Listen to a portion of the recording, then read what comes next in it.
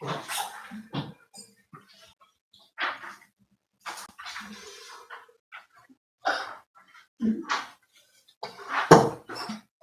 don't know.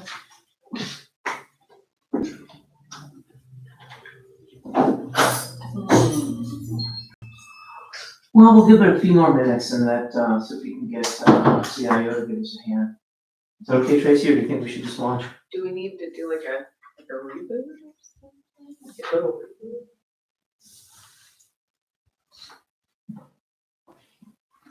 Well, usually our technology is pretty good, Mm-hmm. but, Nobody works. I would tell a few jokes, but then you know what a bad joke was. I think I'll not. Sure, come on now, right in the middle of it. You can do a little soft shoe. Different camera. Yeah. Different camera works. Camera. Well, I would say, just off the cuff, that it's a joy to see everybody here. I think I personally know everybody in the room, and that's wonderful. A very involved citizen. Hey, Chief. I'm wondering if the Chief slash. Oh, it's streaming. It is streaming. I just pulled it up on the Oh, that's what I app. was checking. So it is. You It can is see it? streaming on the app. I don't know if I can hear it. Okay. Yes, I can hear it. I just heard myself. All right. Now you know how it. Well, good evening, everybody. We will commence. It's 5:07, and I appreciate for the dead space before this, but we could not see here in the venue that it was streaming, so we have confirmation it's streaming. I'd like to welcome you all to our first ever budget one-on-one. Warm up, and we're going to use the current budget as the platform to talk about budget process in general. I am Mark Graham, your city manager, and I am joined this evening by. I'm Jennifer Waycaster. I own Waycaster CPA, and we work with several municipalities to help them do their finances, and we're currently working with Red Bank as our interim finance director. Thank you, Jennifer. It's glad to be here with you. So in the room, we have a couple of products that we've made available, and for those viewing on our platforms, this is the most recent audit report, and it is available on our webpage, and I commend that to you. And we also are using the current year budget, which is also available on our webpage and has been provided. And if you, on our webpage, you navigate to the departments, finance, and then FY24 budget, and that will take you to the current year budget, and that's what we'll be talking about. We also have some PowerPoint slides that will guide us through this. Tracy, I don't have a clicker. Would you mind advancing this? Which one do you want? The next slide, the budget presentation, the turquoise one on the right. Yeah. Thank you, Tracy. And next slide.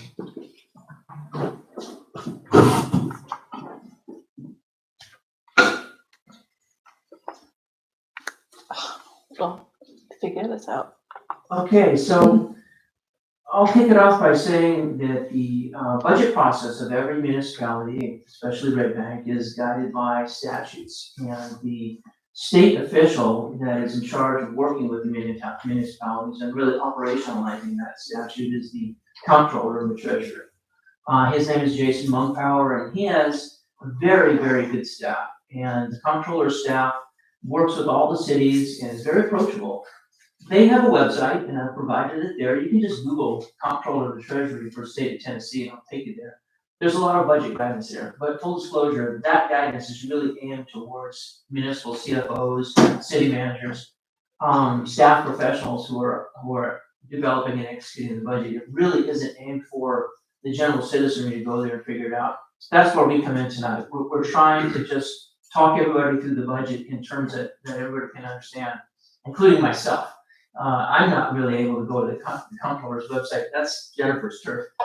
But anyway, there is a website, and that's where the official guidance is. So the budget preparation, we're about to start. That is this time of year. Most cities are going to do it in the next month or two. A few have already done it. So we're right in the middle of the pack in terms of seasonally undertaking the budget process. A couple of words I wanted to orient you to that are buzzwords. Budget estimate. And that's a term in our city charter. And the city manager is required to provide a budget estimate to the Red Bank Commission by the 15th of May. And so that is, in Red Bank, the way we initiate the budget is it comes from staff to the commission. And so I, as city manager, transmit that under a budget message to the commission. And it's called the budget estimate, and that really starts the process. Let me pause my conversation briefly. I want to acknowledge two people in the audience. For those who are viewing online, we have Vice Mayor Stephanie Dalton, and we have Commissioner Jamie Fairbanks Harden in the house, and a good representation of the community of Red Bank here present. So those online can't quite see that. Thank you all for being here. So the budget estimate comes from staff to the commission. Then we have a series of budget workshops and formal budget meetings, and the budget evolves, and all those evolutions of the budget we term the proposed budget, and it might change from commission meeting to commission meeting, workshop to workshop. It kind of morphs. It starts with the budget estimate from staff, and it becomes a proposed budget, and typically the way we manage that is we date stamp on the top right a date. It's presented on a certain date, and that's how we kind of manage the proposed budget, its evolution. Then it comes into the budget ordinance process, and in Red Bank, all ordinances receive 2 readings. So the first reading and the second reading is still called the proposed budget. As soon as it passes the second reading, it is then the adopted budget. The budget ordinance has been passed, it becomes law, it's budget law, and it is then referred to as the adopted budget. And I just wanted to orient you to those buzzwords. Jennifer, let me toss it to you if you have any words on enactment. So the actual enactment is actually the process of doing the 2 readings on the ordinance so that the Board of Commissioners will approve that. And then it is formatted with all its extra schedules and stuff that the comptroller wants to see, and it has to be sent to the state by June 30th. And if you do this and you've done everything the way you're supposed to, then you get a budget certificate, Yes, which we have gotten. which in the I'm proud past. to display 2 years in a row. Very happy. And I'll speak to the budget certificate. There's a memo. Your budget was adopted on or before the fiscal year end. Your budget was filed with our office within 15 days of adoption. No issues of concern were raised during the comptroller's review. And they have analytics. They know how to review. We're submitted them in a format so they can analyze our budget, and they know where municipalities can go wrong. And so when the comptroller gives you a budget certificate, it's not just because you turned it in on time. It's because all their analytics have we passed the muster in a variety of ways. No issues of concern were raised, and we're not currently under the oversight of the comptroller. And go on to say that it represents a sound financial plan. That's what the comptroller reviews every city that has a certificate. And it says, we recognize the importance of managing public finances in a responsible manner and encourage local officials to keep up the good work. So those are some of the words around receiving this. Thank you, Jennifer. And then moving on to execution. So we continuously monitor the budget throughout the entire fiscal year. So every month we're comparing where we're at to where the budget numbers are. If something pops up, an emergency expense or a big project that, we weren't anticipating, we have amendments.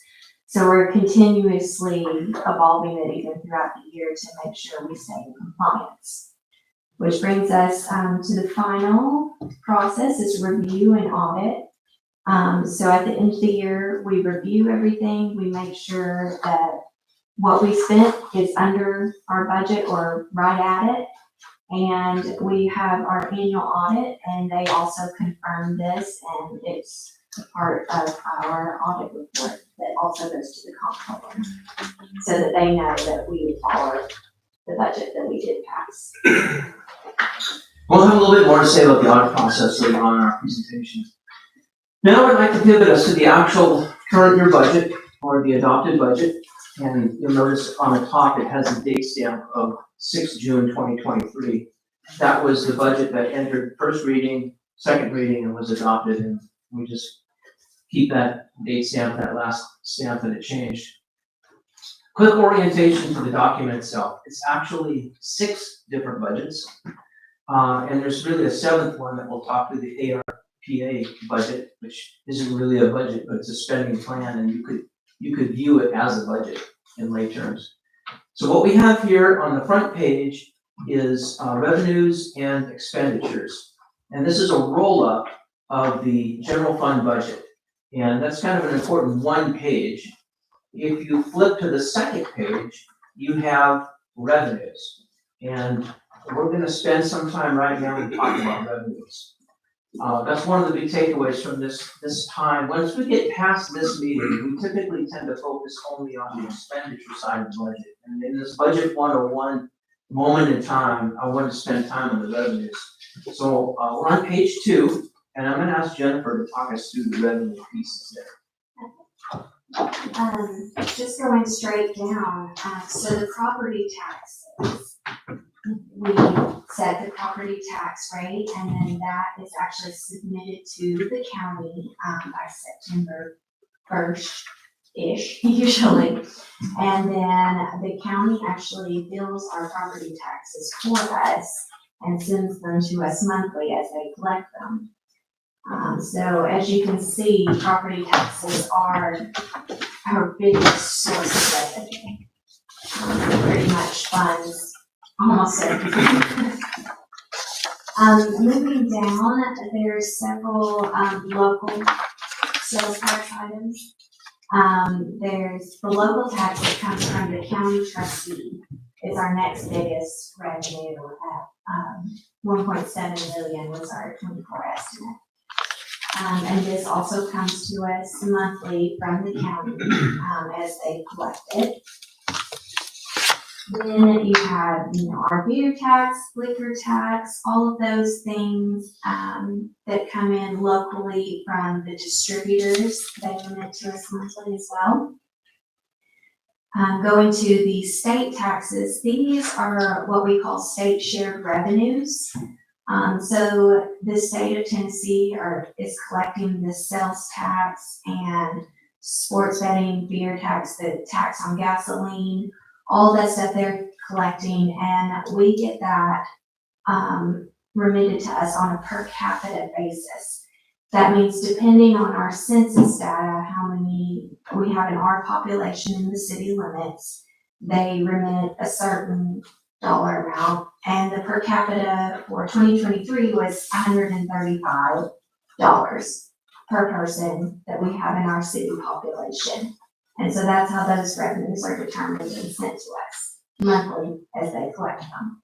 Jennifer, is that for each one of those? Each one of those state tax items, yes. It's 135 for each. That's the total for all of those. Oh. So sales tax is obviously the highest. I think that's at $120 per capita, and then the other $15 is made up of those other items. Thank you. You're welcome. Okay, so moving on to the other sources. So these are going to be all of our permits that we collect, your court revenue, all of that stuff, interest earnings. If we sell some of our old equipment that we don't need anymore, all of those things are going to be other sources of revenue that are a little harder to determine. It kind of depends on the activity during the year, what we're going to get in. Thank you, Jennifer. I would just comment that the sort of highlighting the big pieces here, the total revenue, general fund revenue is about 9.8 million. So that 9.8 million, 5.1 of it is property taxes. So that is obviously the lion's share of Red Bank's revenue. The second biggest number is state sales tax that's shared back to us.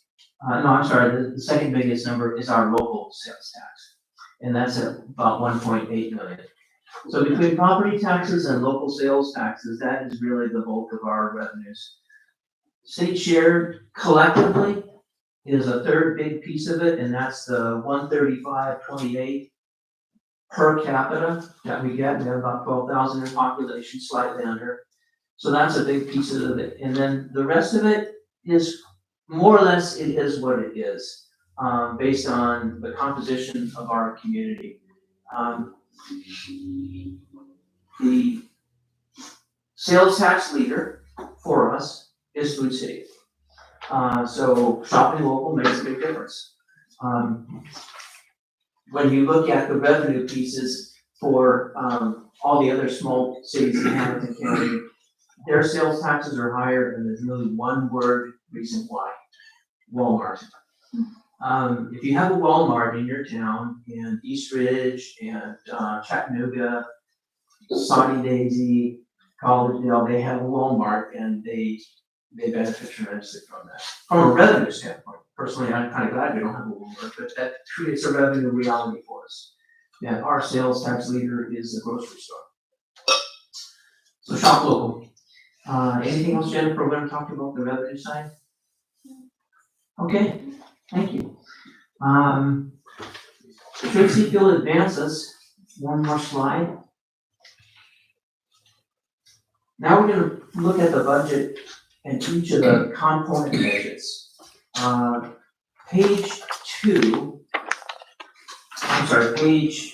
beginning at page 3, it says judicial, but these are all of our revenue, these are all the budgets, the organizational units in finance term, or the departments, if you will, really think of it, that constitute our budget. And the general fund is broken up by departments. The first department is judicial. So you'll see those numbers there, and they roll up to page 2 as well. There's they roll up, to page 1. So you can flip back and forth and kind of see how the budget is constructed. So on page 1, it says the FY24 request was $183,629. Flip over to page 3, and there you can see how that number is developed. And that's kind of how this budget works. Page 1 is a roll-up of the expenditures, and then somewhere beyond page 1 is a page that actually gives you more granularity in that budget. So page 1 is our general fund, and then we'll just do a page turn. Page 3 is judicial. Page 4 is legislative, which is our commission, essentially. Page 5 is finance and administration, and I think that is City Hall. There's 6 of us in City Hall that provide the finance and administrative services of the collective city. I'm in there, Tracy's in there, our finance function's in there, and some of our admin staff are in there. That really run City Hall. I view that as a department. So finance administration, insurance, this is where all of our forms of insurance, and we have 2 key partners in that area, Atlas Insurance and Russ Blakely Associates. And behind Atlas Insurance is Public Entity Partners, which is an arm essentially of the Tennessee Municipal League. Then on page 7 is where you get to our first big operational department. And this is our police department. And the police department responded to about 12,500 calls last year. And we have 27 staff, 25 sworn officers, and 2 civilians that provide key support services. So for a department of 27, 24/7, 365 service delivery, responding to about 12,000 calls, is 2.8 million. And again, if you look at that 2.8 million on page 7, it's broken down, and then you can find that 2.8 referenced on page 1 of the budget as well. I want to get everybody comfortable kind of flipping back and forth, but you can see police is on page 1, it's 2.809,280. And on page 7, there's on the bottom right, there's that 2.809,280. That's where that number comes from. Don? Why is the capital line blank at the bottom of page 7? So we didn't budget it there. We budgeted in a debt service line, up above, 120. That's a good question, Don. I can I answer think that. that's just a printing error. Yeah, 'cause when I it didn't copy it over when I reformatted it for you. Yeah, there's just like 3 line items, not capital. There's also, the debt service is where we put it. We borrowed, we didn't pay cash for some cruisers, we put it on a 4-year note. And so the actual cost, what the capital was for was police cruisers essentially, in this particular budget year. And so it appeared in the debt service line. There was a separate briefing that we included with the budget last year as we were talking through it. There was a PowerPoint slide that listed all of our capital purchases. There was about 5 different specific projects for public works. There was some specific things for fire and some specific things for police. And that, we went out and got, the plan was to go out and get a loan over 4 years and then embed the servicing of that loan into each of the departments' debt service line. And that's how we funded the capital. Last year's capital was largely small projects. I mean, they're not insignificant, but they weren't huge projects. They were like putting a re-roof on the restrooms at Community Kids Corner, doing some HVAC at the boxing club, and this sort of capital projects in public works and in police and fire and all. Excellent question. And that's kind of the diving in. You really can't read this budget without asking questions and talking to somebody who knows. So thank you, Don, for asking that question. Next up on page 8 is the fire department. The fire department has responded to 1,600 calls last year, and we have 15 full-time firefighters on duty 24/7, 365. That 15 full-time firefighters is augmented by a large pool of part-time firefighters. They come on and pull a full shift, but they're not full-time with us. And typically that pool of part-time firefighters are bona fide firefighters in other agencies. Dallas Bay and Chattanooga are probably the biggest contributors to the people who come to us as part-time firefighters.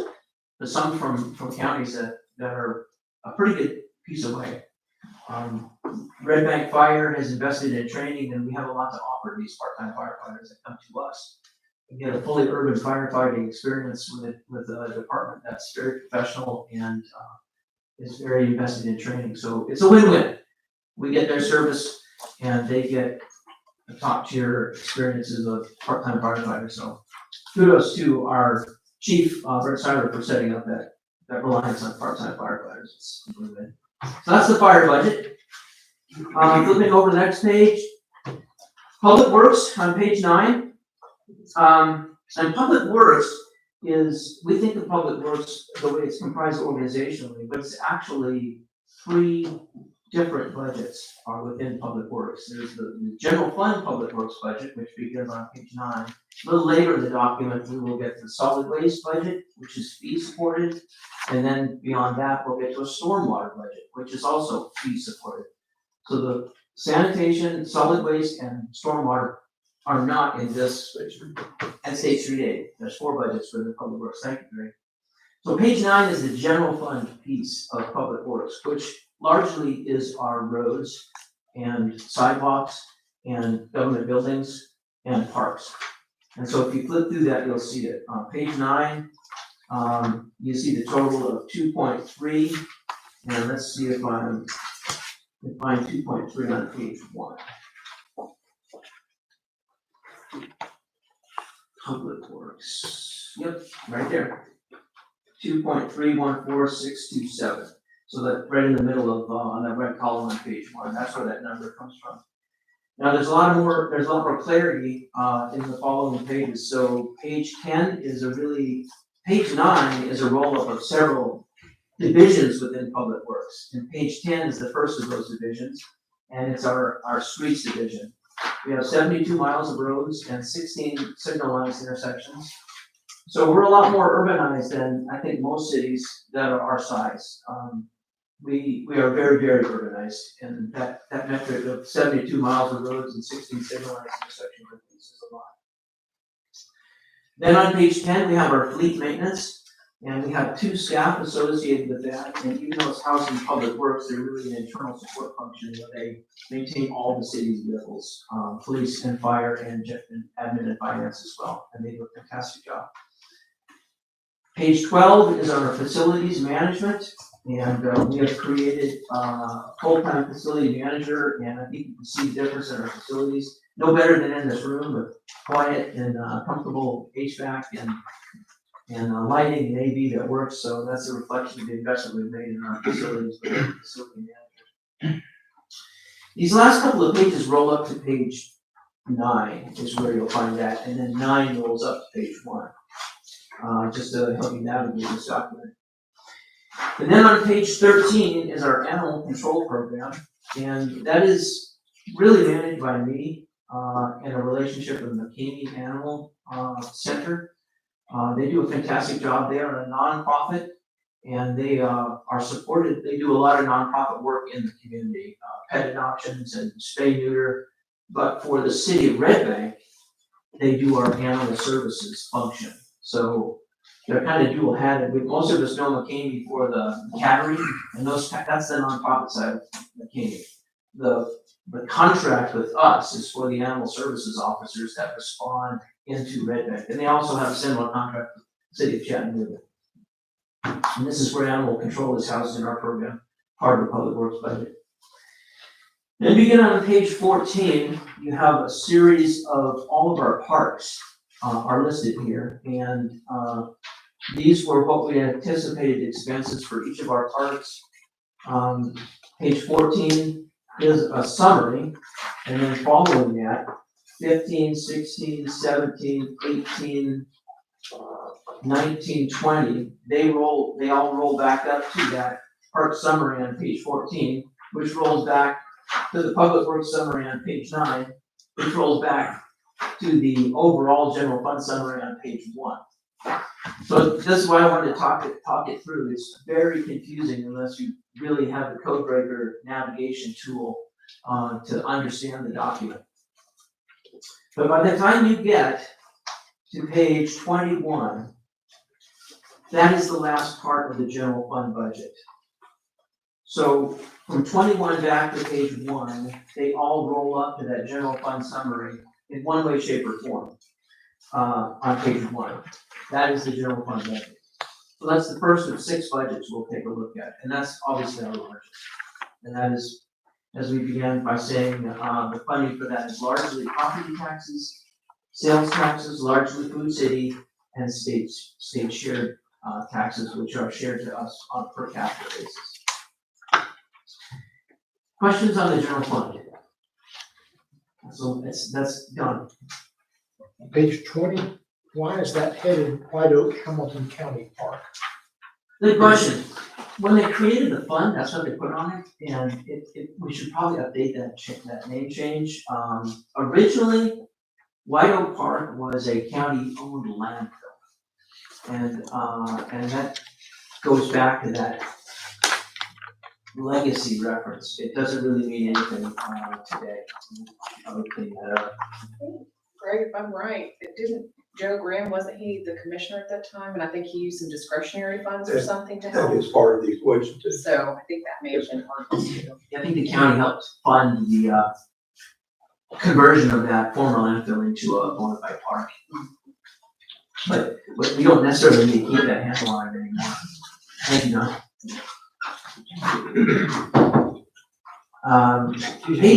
Page 22 begins the second of 6 budgets. Page 22 no longer refers back to page 1 or any of the preceding pages. It is its own standalone, and the cue there to you is to see that it's got revenues listed on it. None of the other budgets that we were before that, until you get to the very beginning, showed a revenue component. They were just all expense. So this one here is its own standalone budget, and it's got revenue, and that comes by formula to us from the state. So there isn't really much we can do to add or detract from that. It is what it is. Anything you want to add to that, Jennifer? That's our share of the gas tax that the state sends us, and that's on a per capita basis. And that's pretty much what funds this. And there are The general fund that we've talked about previously is really a lot of local discretion, about what the commission decides to do with general fund. State street aid, we are now in a different area where there's a lot of, restrictions on use of states. We still have a lot of latitude, which project we're gonna do, which road we're gonna do, but the nature of the use of that money is pretty cut and dry. It's for roads. There, you can pay transit, there's formulas for if you wanted to use it in that regard, so it's not entirely about roads, but it is, largely about roads and transportation related things. And it's about $500,000. Any questions about the state street aid budget? Okay, let's flip over to page 22. And now we have the third of the funds that are housed broadly within Public Works, and that's solid waste. And like the parks where there's a summary page, this page 23 is a summary. And I'll just quickly orient. Page 24 is the solid waste, and page 25 is recycling. So 24 and 25 roll back to page 23 as a summary. And again, the key there is there's a revenue side. In the case of solid waste, it is largely fee supported by a sanitation fee that it shows up on your property tax statement. Hamilton County bills, the trustee's office bills for that, but it is actually not a tax, it's a fee. And so it's slightly different in how they collect it. But the solid waste program of the city of Red Bank is fee supported, and that's where those revenues come from. We have 9 FTE, 5,800 tons of trash last year. That's a lot of stuff. That doesn't include recycling. By the way, if Leslie accepts your recyclables at the recycling center, you can be guaranteed it will actually be recycled. A lot of other ways to recycle, you do your part and then hope they do their part. But when you take your stuff, if it's accepted by Leslie, it is recycled. Hamilton County runs a platinum recycling program, and that staffed center that Red Bank operates, I'll share a little bit about the nature of that. Hamilton County generally runs the recycling across the county. But to get one in Red Bank, we didn't really earn one by their operating metrics, and so the city, prior to me, said, well, how about if we staff it? If we staff it, will you build it? And they said yes, and so it's a hybrid, unique to Red Bank, where it's a Red Bank employee, Leslie, and if you haven't met Leslie, go say hi as you drop your recyclables off. She is a Red Bank employee, but the program itself is run by Hamilton County. And we get receipts for their recycling of all those bins, and they are all recycled. So it's very, there's a lot of integrity in that program with respect to recycling. And recycling is detailed on page 25. Flipping back to page 24, this is our solid waste side, and this is where our 8 FTE are that operate the garbage trucks that come into our neighborhoods weekly. I have a question on recycling. Yes. I'm assuming that they do get some money for the recyclables. Yes. Does that go back toward us, or? I am going to defer to, I don't really know the answer. I don't think it comes to us. I think Hamilton County gets the revenues, yeah. Yeah, because they run the program. They incur the cost of operating the recycling program for the county. And we contribute the FTE. We pay that. That was our share. But the rest of the cost of running the program, the bins and the staffing, the administration of the program, they fund it with those revenues. So we don't see any revenues. Yeah. There's another side to that too, Okay. Mr. Graham, that a couple of decades ago, the EPA mandated landfill reduction. And this was the city's part to get into that, partner with the county, to do our part to decrease landfill production by providing the center and a staff member to run the recycling program. But as he said, the money goes back to them because it is their program and it's their equipment. Our contribution is just merely a staff member, And property. And property. And property, Property yes. side. Yes, yeah, that's right, and property. Is it safe to say that our savings on not having to pay That, like, the stuff that makes it to the recycling center that would normally be solid waste, we'd be paying to dispose of that. Whereas it's Yes, not absolutely. costing Oh, the for city. sure, there's a cost avoidance there, yes. I think we recycle about 340 tons annually is the number that comes to mind. So we collect, that's 340 as a portion of 5,700 tons.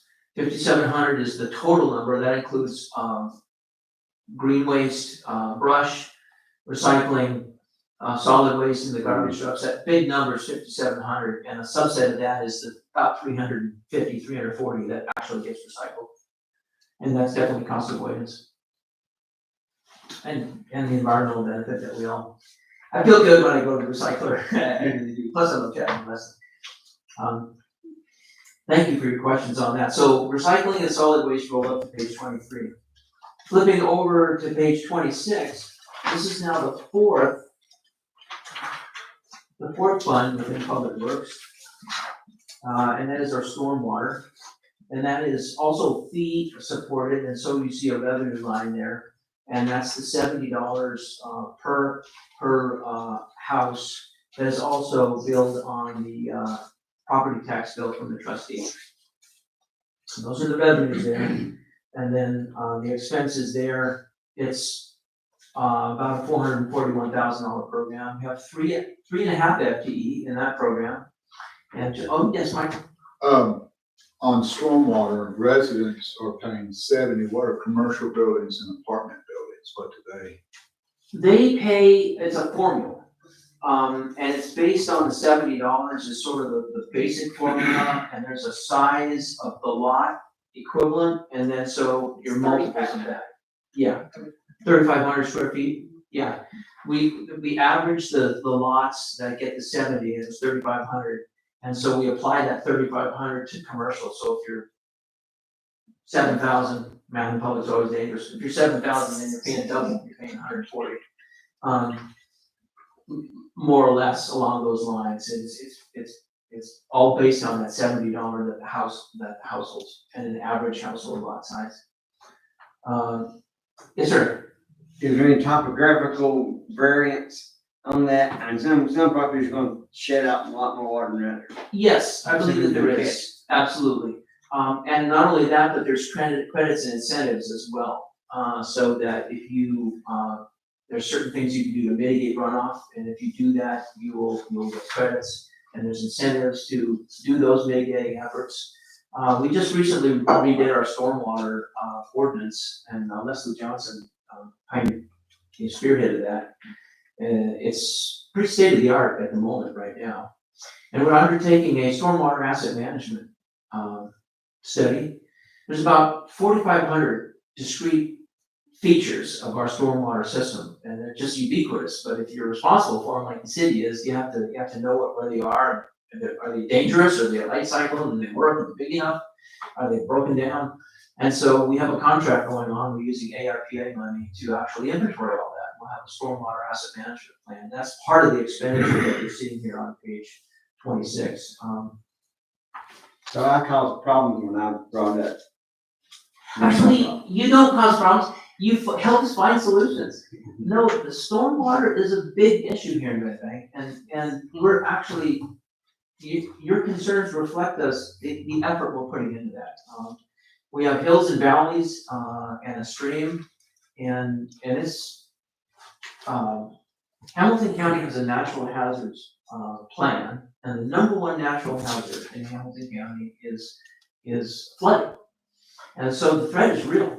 Our stormwater system has to do its job when Mother Nature, stresses it. And so we are upping our game as a city so that it's a risk management, we're gonna reduce the risk of flooding and stormwater impacts and take care of our streams better. It's win-win. It's environmental stewardship and also protecting. Our whole central business district is in the floodway. Well, a lot of it's in the floodway, if not the flood zone. So it's an existential thing for us that we invest in our stormwater. And I'm trying hard not to call out anyone in the audience here, but we have some stormwater superstars in the house right now. And Dr. Miller has also retrofitted his personal home and taking advantage of it, there's a nonprofit called Waterways. We'll come alongside you and advise you on how to make a rain garden and minimize the runoff from your own home if you're interested in doing that. So stormwater, Can I ask a question? yes, ma'am. That $8 fee that we pay with our sewage, do we get anything back from that? So it's $9 part of the stormwater fee. That's okay, you're close. Yes, we do, as a matter of fact. Stormwater is a countywide program, and you have to be permitted by the EPA. And that's implemented through TDEC, is the bureaucracy in Tennessee, Tennessee Department of Environmental and Conservation. And they operate as a permitted utility. And the holder of that utility permit is actually Hamilton County. The buzzword is an MS4 permit. And it's M and 4 S's, that's why they call it MS4. And I don't know what it all stands for, but it's basically allows you to operate as a utility. The county runs that program. For any development larger than 1 acre in Red Bank, they actually inspect it. Any development below 1 acre, we inspect it. So it's a partnership, and that $9 funds the Hamilton County part of that partnership. And they have a very good team. Autumn Friday is the program manager, and her staff come out and work with ours on issues with Stringers Branch, the larger subdivision developments, and they're just good partners, and they actually operate that permit. We operate as a utility under their MS4 permit. That was a long-winded answer to say, yes, I think we get a lot for our $9. But actually, you raise a good question. You will find, a lot of people don't know this about the relationship between Red Bank and frankly, all municipalities in Hamilton County. You would think that we get a lot from the county because we all live in the county. That's not so. The city of Red Bank pays Hamilton County to do a lot of things. And for example, we pay them to do elections. We pay them to collect our taxes. We pay them to host our information on GIS. We pay them to dispatch our police and fire. We pay them for water quality. And we get a bill every year. We get a whole variety of bills from all the different slices of Hamilton County, where we as a city have to pay them for their support to us as a municipality. And all those little slivers are and I'm not complaining, it's worth understanding though, that we actually are in a business relationship with Hamilton County as a city across almost a dozen aspects of our service delivery, where there's a bill that we pay the county so that they will do what we need them to do as a county. So if we were not a city, if we were just county property, what would happen then? The county, Good luck getting the road. Yeah. And that's always a good question, a fair question. I think the county's struggling with growth right now, and the areas that are struggling the most are the unincorporated parts of the county, Utuwa, where they're putting in massive subdivisions and there's just no road infrastructure. There's no sewer infrastructure. And so it's a challenge. Personally, I think you should require to incorporate if you're going to urbanize. But there are pockets of Hamilton County that are urbanizing without incorporating. I think they're just kicking the can down the road, and someday that bill will come due. Maybe not on day one, but at some point it does come due. You're going to need urban level policing, not sheriff level policing. You're going to need urban fire protection, not volunteer fire protection. And those things come with the city. Parks, all those things that people are going to want. Maybe they don't know they want it on day one, but they figure it out at some point. Very good question. Next one is, let's see, where are we at? That was the end of our public works funds. So when we say public works and we ask Greg to head all those businesses, there's a lot going on there. It's stormwater, it's solid waste, it's state street aid, it's recycling, it's all the facilities, all the parks, and every inch of road that we have, including those that we want to have and don't yet have. So Greg's a busy guy. And by the way, 30 staff across all those aspects of public works. These last two funds are kind of a little bit wonky, and they're actually part of the police. They're separate, The drug enforcement fund, on page 27, and that is really, things that are seized, and they are very carefully, and discreetly handled, that's why it's its own fund. And there's a lot of visibility, it's small dollars, but a lot of visibility on every dollar in that fund, so it's handled separately. And the one that really speak to that is Chief Dan Seymour and our CFO. Then on page 28 is our impound fund. And that's similar to the drug fund. It's completely different subject matter, but it's handled similarly in that every penny in that is really agonized over and a lot of visibility on that, so we handle that separately. It's seized assets as well. How do you do on those two, Chief? Good, very broad overview. Okay, thank you. Very broad overview. Yes, ma'am. Maybe Jennifer, can you, this word has, I mean, I've heard this word since I've been in office, and I think maybe there's some confusion about what, like an enterprise fund is versus a Yes. non-enterprise fund, which I think we only have one We do, enterprise so fund. stormwater is our only enterprise fund, meaning that it is supposed to be able to support itself. It can have a profit, basically. All the other funds are what they call just general governmental funds. But the enterprise fund is supposed to be able to support itself without using the general fund for support of property tax revenues and stuff. So like when we have, like we're doing this mapping and we're gonna find out that there's a lot of projects that need to be done, it's gonna have to be It's paid supposed to for. be supported by our fees that we charge for stormwater. And stormwater is very expensive. That as an endeavor, we will probably try to get grants. And that's what the stormwater asset management plan is really gonna put us in a strong position. We have staff who are doing the day-to-day work. You wouldn't believe the stuff that winds up in Stringer's branch. Tires and barbecue grills and everything. Shopping carts. Shopping carts. And they get stuck in our pipes and, so many things about municipal service delivery are interrelated. We bought a street sweeper.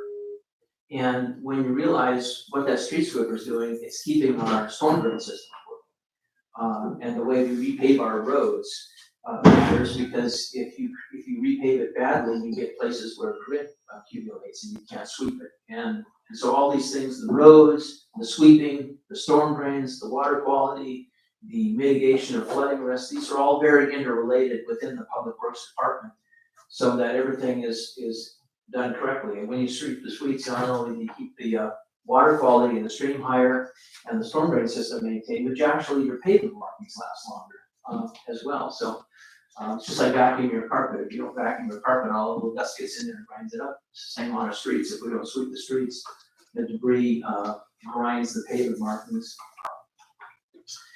Let's see, the last fund I wanted to speak to here on this page, we stepped through every one of those funds, is the ARPA. The ARPA, we got an allocation of about $3.5 million about almost 3 years ago. And there's a resolution that said how we were gonna spend it, and I have copies here. So it isn't a budget per se, but you could think of this resolution as a budget, and it passed, it's resolution 22-1473, passed unanimously on the 22nd of March of 22, and it outlined the investments we were gonna make. And I won't go into all that detail, but it was spread across the city, and for example, the stormwater asset management plan is one big example of how we were using that money.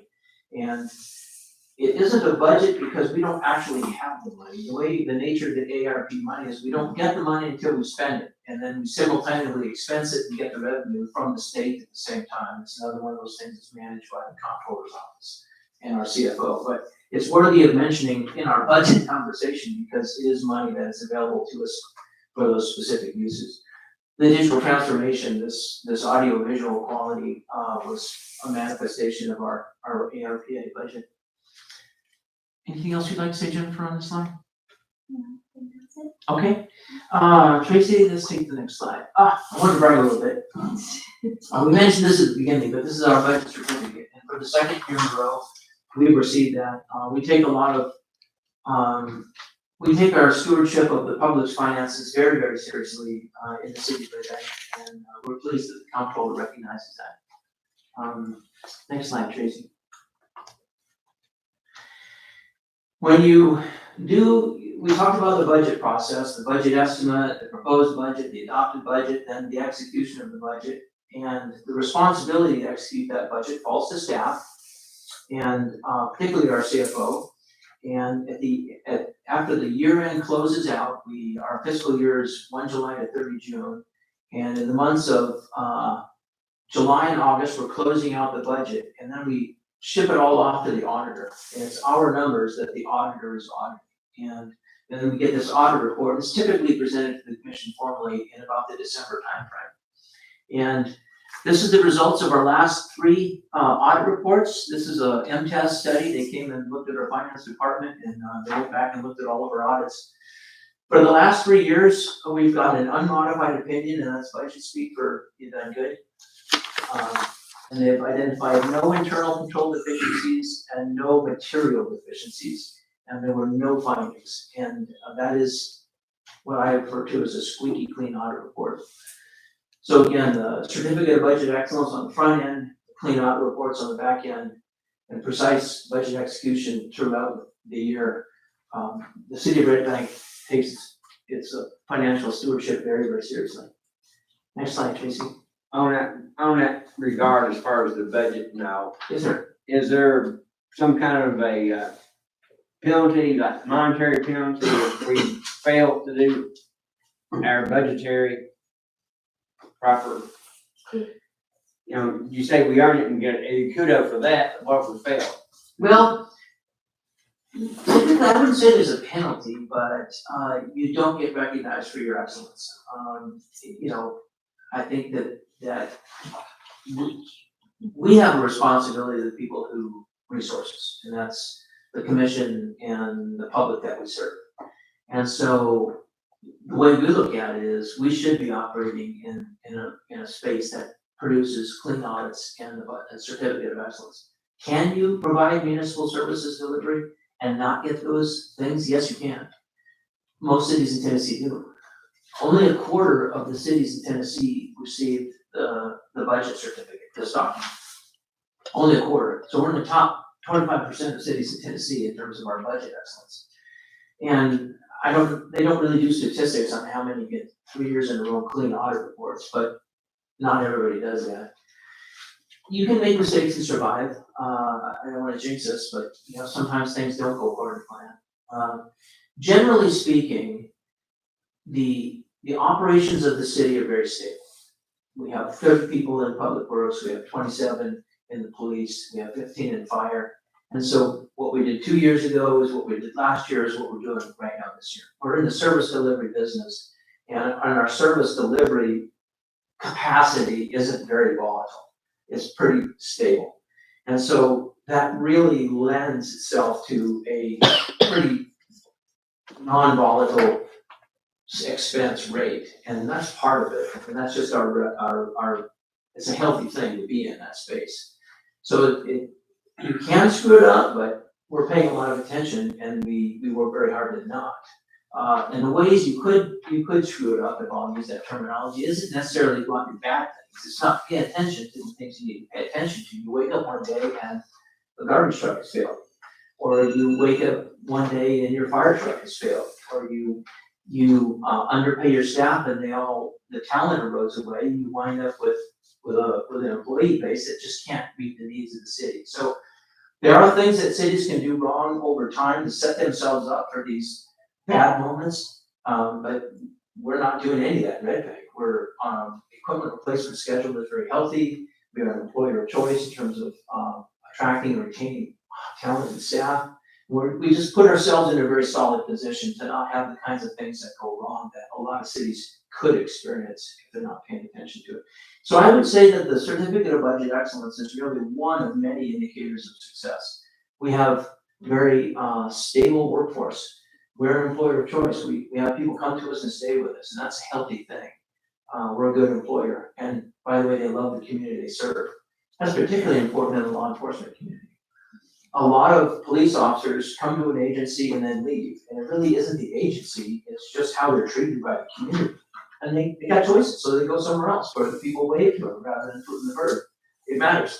And here in Red Bank, it's a good place to be a law enforcement officer, it's a great place to be a city manager. And that is really the environment that we're operating in, and we're trying to sustain that level of excellence and that sense of community that's very, very healthy. It's a virtuous cycle that we've going on right here. So they're so interlocked, your question was, how could you, is there a penalty for missing those marks? I would say it's death by 1,000 cuts. It really isn't. The comptroller says, I'm finding you $1,000. It's more nuanced than that. You get an audit for finding or 3. You don't get the certificate of excellence in the last 10 years. You're losing staff. Police officers go somewhere else. There's just all these collective indicators of a city that's not functioning. And then when you see that in other cities and you look at Red Bank, you go, wow, this is a pretty square away operation. For all these reasons, not really any one of them, but, and they all reflect back to the community, really.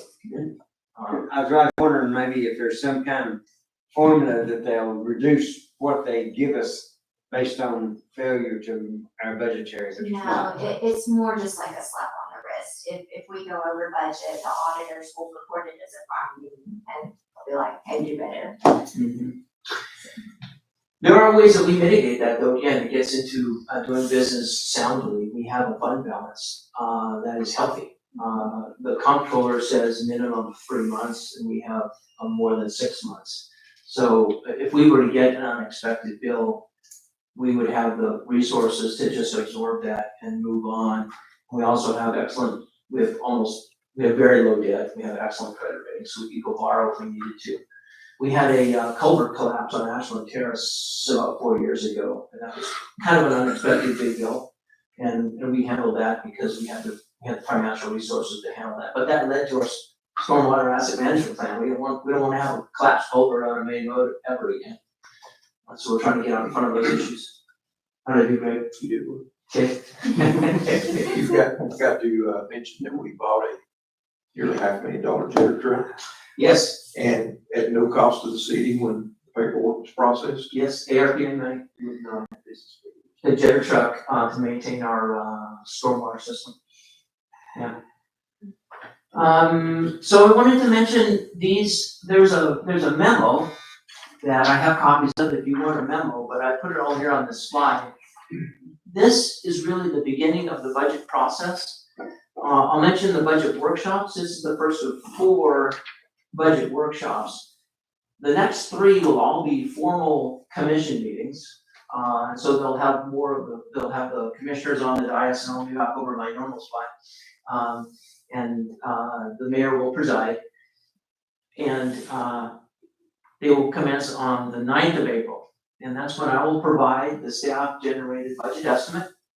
And on the 9th of April, we'll hear from chief of police, fire chief, and our court clerk. And we will hear the budgets from those 3 departments. And then on Tuesday, the 23rd, will be our 3rd budget workshop. And that will be, we'll hear from Director Tate and Director Perry behind me, and she will speak to the City Hall budget. Then on the 30th will be an opportunity for the commission to meet and just discuss in open session what they've heard. Compare the budget estimate. They will have heard from all of you all, and they will have heard from the department directors. And then coming out of that last budget workshop will be direction to me to prepare the proposed budget that will go into the first reading. And it's going to be on the 7th of May. And then the second reading is scheduled for the 21st of May. And if it's adopted on that date, it will be then the adopted budget.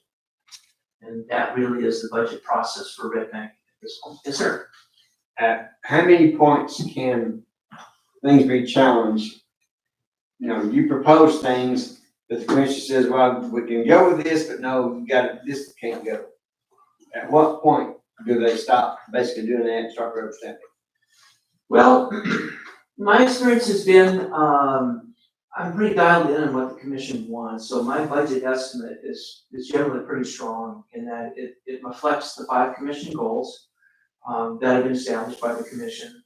And, there's been a lot of dialogue between me and each of the commissioners and all the department directors. Everybody who's a direct report to me has a relationship with the commissioners and the commission. And so there's been a lot of dialogue, and I think you'll find that the budget estimate is probably the 90% solution, if not higher. But at any point, the commission can change that, absolutely, they have they are the deciders. So staff tries to tee up what they think they're gonna want, the commission's gonna want, and then the process itself refines that, hones it, gets the commission to say, yep, that's what we want. And that can change at any point in that whole process. Vice Mayor? Well, I was just going to say, and, you know, technically, we can go into June if we need to, if we needed to have an extra meeting. We just have to have it voted on and ready to send, I guess, to the By June comptroller by 30th. June 30th. Yes, we are slightly early this year. One of the other cities in Hamilton County that I won't mention has already done their budget, and it's completely adopted, and I'm like, wow, that's very early. Most cities are gonna be on our timeline or even a little later. Last year, we were into June. This year, staff goal was to get it done earlier, and so we're essentially gonna do the process in May, April and May. But we do have until 30 June to pass it. And in the Wayback Machine, in the history of Red Bank, prior to anybody here, there was a time where they did a first and second reading just a couple of days apart, because they were very late in June. And they were very late doing the budget, so they did first reading and then came back, I think the next day and did the second reading. Special call. Yes, but I think we're gonna be in a much better place. Yes, sir. Looking at these workshops, 2, 3, and 4, or 2 and 3, what operating or budgeting guidance do the various departments have as they're constructing their budgets and bringing them to you, the commission, and the public? Is it like work with what you had last year, or do you and the finance manager provide them a number to work with, or is it all open and people bring you a big wish list and hope they don't get pared down too much? Honestly, it's a little of all that. It is, we're in the middle of an ongoing conversation. You know, the budget is a finite thing, and so there's always a need to do more. And we're having very honest conversations about what we think we need to do this year in the context of a strategic thinking. The commission has established a strategic thinking framework whereby there's commission goals, and then there's a comprehensive plan, and then there's the annual budget. And the annual budget is viewed in that setting of achieving these commission goals, and some of them are very long-term, like multimodal improvements on Dayton Boulevard, and if not the city, stormwater, digital transformation. These are big goals, and within each budget year, staff makes a recommendation as to what we think we need to do this budget year that chips away at that goal, if not outright satisfies that goal. But some things are, you get the ball rolling and then it stops becoming a commission goal, but it still requires a lot of staff effort over time, if not in perpetuity, like stormwater. Stormwater is a great example. It was a commission goal, and for 2 years, and we really got the asset management plan going. We hired staff. We had a lot of competency on that matter, and it dropped off the commission goal list, but it's still going to consume a lot of staff resources, really for forever, to make sure our stormwater system is well tended to. We're batting around, for example, Donna, just to speak directly to your question, we're batting around what is the COLA number for staff, and it's premature for me to share that number, but it's somewhere around 3% is what we're thinking, and that's the kind of, gets to your heart of your question, what guidance are you giving? Am I giving staff what's emerging amongst us as a consensus? And around 3% of, it seems to be the number that is the inflation we've experienced. We've looked at Social Security, we've listened to a presentation by the chief economist of the Atlanta Fed, we've looked at the CPI, And there's a lot of benchmark numbers that are relevant to us here at Red Bank, and we're kind of settling in around 3%. So that will inform our personnel costs, and that's a huge chunk of the budget right there. Does the commission have any role or any wherewithal to issue instructions to you as a manager The commi- in the budget process? Well, the commission is the decider on all these things, but the way the city charter is set up is that as the chief executive, I am the one that proposes to them the budget. Now, if the commission wanted to give me direction, they could. They typically haven't in Red Bank prior to me either. It is a responsibility of the city manager and staff to propose the budget. And then the commission receives that and then acts on that. But I think the answer to your question is a little bit nuanced, and that is they've established these goals which inform our thinking. And so I think the answer is yes, they do inform, they give us direction in the form of the goals and the conversations that are taking place. And we all got our finger on the pulse of the city. I tell everybody, if you assembled the commission and me and all my direct reports in one room, that's about 13 people. Who's the expert on law enforcement? Well, there's only one, and that's the chief of police. And if you ask yourself, who's the expert on fire protection services in the room? It's Chief Brent Seiler. And our system relies on those subject matter experts to own their business lines and inform the commission and inform me as to what they need to meet the requirements of their business line. So it really comes from I would say the key actors in that is really the department directors and their understanding of their business line, their industries, in the case of Greg, multiple industries. They operate in a very regulated space, police, fire, all these aspects of public works service delivery, they're all very regulated. And so there's just things that we have to do. If we're gonna do it all, there's a certain way we have to do it. And that really drives us to that budget number. And then on top of that is the goals of the commission and the desires of the community that come to us through the commission as well. So it's kind of an art, not a science, but I think the budget process is about as good as a way we can to kind of get our arms around all the nuances of this, the hard regulatory things we have to do and the desires of the community and the direction and goals of the commission, and agree on a plan for the next year. And that's the budget.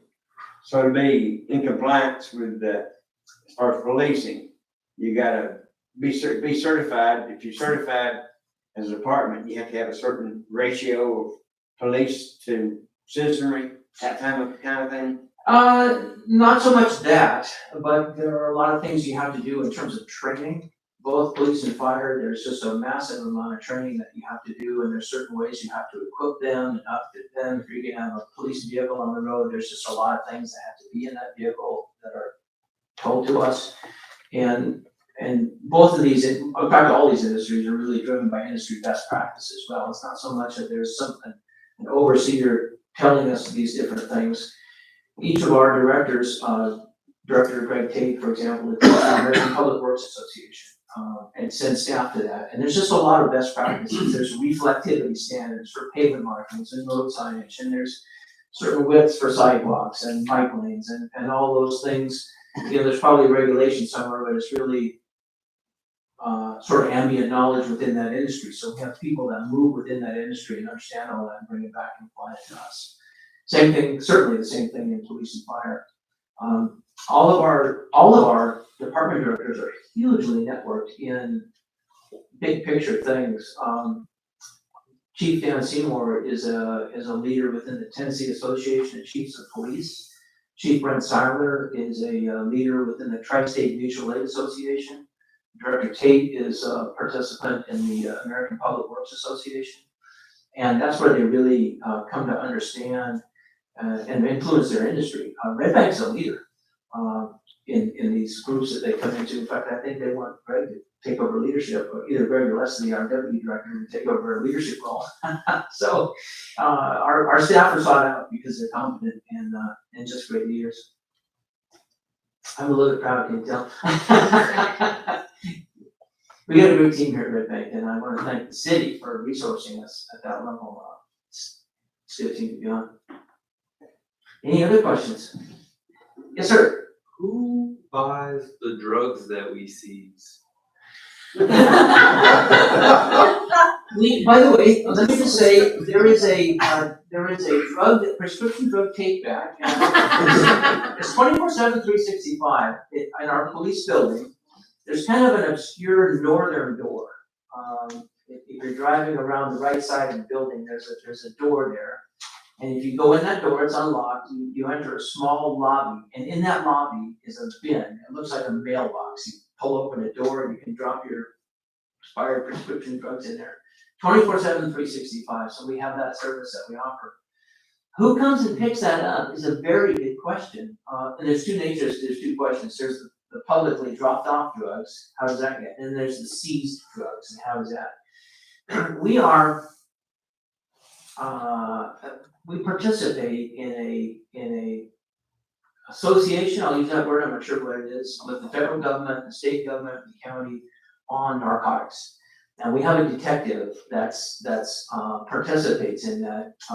And so through that association, is where a lot of those issues are resolved. Chief? The short answer is, we don't sell them to anybody, they're burned. Yeah. They're destroyed. So whether seized, now, some that we do the drug take back programs, that's turned over to the DEA and then they destroy that. Ours that are seized, once they're no longer needed, we're actually required by law to get rid of those along with, weapons and all their statutory obligations, requirements for that, but all that's destroyed. Let me ask you a little bit differently. How do we get revenues from the drug seizures? I don't know if we get revenues from the drugs, but we get revenues from things associated with it, like a yacht or a car or computers, that kind of stuff. Is that basically? So the majority of it comes from fines that are collected through court that are state mandated. Then there are some other revenues from money that is seized that goes through a seizure process through a judge, and then those can be awarded. If a vehicle can be filed for seizure, then that goes to that process. And all those processes can take 6 months to a year for those to do. And if awarded, then there are certain rules and laws, like on vehicles, that governs the use of them or sale of them. So anything, if we sell of it, and those seizures have to stay in this drug fund. So that drug fund was on page 27, and Chief, correct me if I'm wrong, but what we typically use those revenues for is to buy computers. Is typically what we use. It's not a whole lot of money. It's in the low tens of thousands, and that's a pretty good fit with our operational technology needs in our police vehicles. That's what we primarily used it for this last year. It can vary. And that's why it's a separate fund on this drug enforcement fund, is there are specific rules and laws that we have to abide by and what the funds can be used for. So that's why it's counted in there. You can see the revenue line items in there. It kind of gives you an idea of some of the revenues that On page 27. projected with that. Some of it drug seizures, some of it. So we have state funds, but we also have federal funds that we share that have to be tracked as well. We're part of the HIDA, the Appalachian HIDA, High Intensity Drug Trafficking Area, and that is the DEA, and who are all the agencies in that, Chief? It's really all the local agencies. Well, that's just a program, right? Right. That we participate in here locally. Yeah. Do they choreograph all the agencies, or is that a way for us all to come together, or what's the actual relationship? It varies from district to district, where agencies can opt to participate in that program. We are a signatory to a mutual aid agreement within Hamilton County that allows us a really dynamic ability to enforce law with other agencies. When we go out of Red Bank and when they come into Red Bank, that mutual aid agreement facilitates that. And it happens every day. We're a slight exporter on mutual aid on both the law enforcement side and the fire side. Where we respond out like about 51% of the time, and they respond in about 49% of the time. And I think that's a healthy balance where we're a slight exporter. You know, we don't overburden our neighboring jurisdictions. The mutual aid works both in the police and fire world, and in the police world, it tends to be more often than not with the Hamilton County Sheriff, and in the fire world, it tends to be with Chattanooga Fire. Our the give and take of mutual aid. Yes, ma'am. With the impounding, is that the Compass group from Yes. last week that were collaborating? They can be, we onboarded them to dispose of really anything that the city doesn't need. It could be old chairs, but it also is probably some of these things that are seized and we ultimately dispose of. Chief, is that correct? I'm sorry, The Compass, what about? I'm the sorry. things that we're disposing of that have been seized? From the impound fund? So the impound fund is specific to, it says impound, but it has to do with seizures that are related to DUIs or driving on a revoked license for DUIs. We don't get a lot in that, that's why that fund is very small, and then we can use that fund to help cover costs of our own impound fund and pay for other overhead expenses. So that answers that. Thank you, Chief. It's fairly small. The operations budget is $4,700, $4,725. Fortunately, we don't have a lot of DUIs. It's a good thing. I like it to Good be, thing. like They have it. DUIs, but it's can just seize from a DUI. They have to be driving the vehicle after second or third, Okay, road license. right, right. So there's more to it than just, just. Any vehicles that are seized during a drug issue, if those are then impounded, do they not have to be cleaned? And I mean cleaned, because of what might have been found in them before they could even be put into the impound Right. category. Unless we have any indication that there's a danger type or amount that we don't, we typically, when we sell them, disclose to the sellers of what the vehicle was, and for and all that. So we don't have any responsibility in cleaning that vehicle up before it's resold, other than disclosure? Not that I'm aware of. Okay. Just curious. I mean,